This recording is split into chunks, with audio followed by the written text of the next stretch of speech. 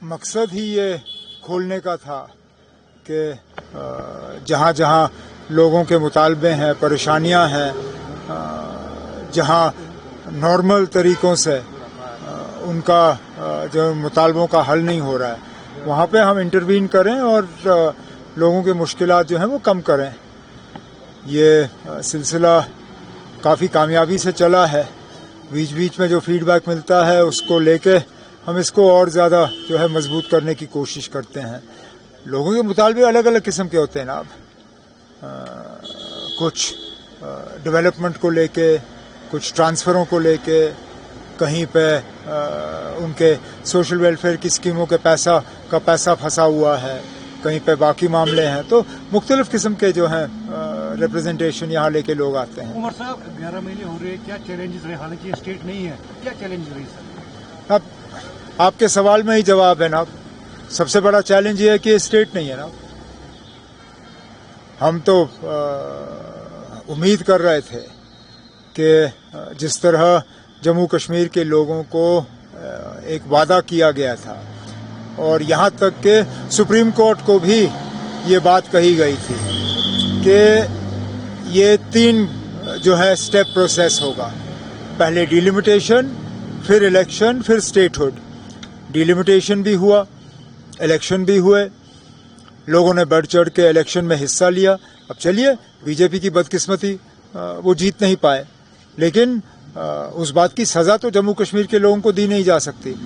कहीं ऐसा लग रहा है कि क्योंकि जम्मू कश्मीर के लोगों ने यहाँ बीजेपी की हुकूमत नहीं बनाई, इसलिए अब जम्मू कश्मीर के लोगों को स्टेटहुड नहीं मिलेगा।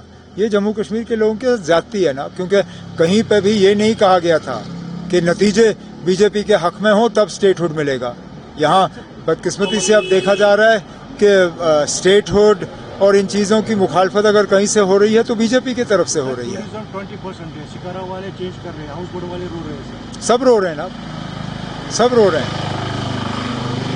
हमारी तो लगातार कोशिश रही कि टूरिज़्म दोबारा से शुरू हो, और हम उम्मीद भी कर रहे थे कि ये पूजा सीज़न जो है, पूजाओं के बाद वेस्ट बंगाल, कलकत्ता वगैरह से जो है टूरिस्ट दोबारा आना शुरू हो जाएंगे। लेकिन जिस तादाद में हम उम्मीद कर रहे थे उस तादाद में अभी लोग आए नहीं। हमारी कोशिशें तो जारी रहेंगी, देखते हैं क्या होता है। Sir, I love Muhammad controversy बढ़ रहा है बाहर। क्यों? बहुत सारे स्टेट्स में इनको अरेस्ट किया यूथ को। किस लिए? आई लव मोहम्मद जो अब इसमें लिखने में किसी को एतराज़ क्यों? ये 3 अल्फाज लिखने में किसको एतराज़ हो सकता है? मेरी समझ में नहीं आता ना।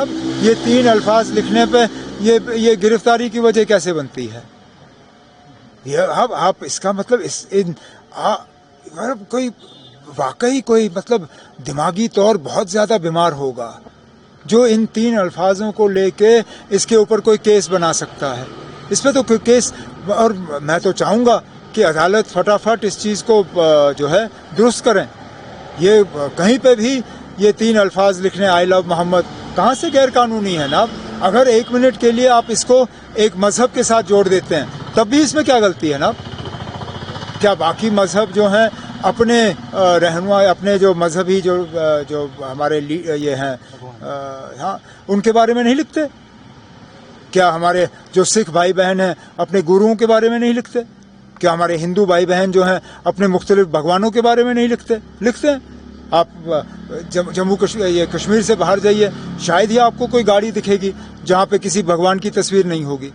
तो अगर वो गैर कानूनी नहीं है तो ये कहाँ से गैर कानूनी हो जाता है ना? उमर साहब, आप कंटिन्यूसली जो है पिछले 11 महीने से काम कर रहे हैं। लास्ट टाइम आलोक शर्मा ने कहा था कि ये डिफरेंट नैरेटिव चला रहे हैं।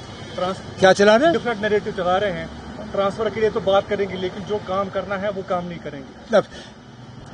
LOP का डेजिग्नेशन क्या है? Leader of the opposition. Opposition का काम क्या है? अपोज करना।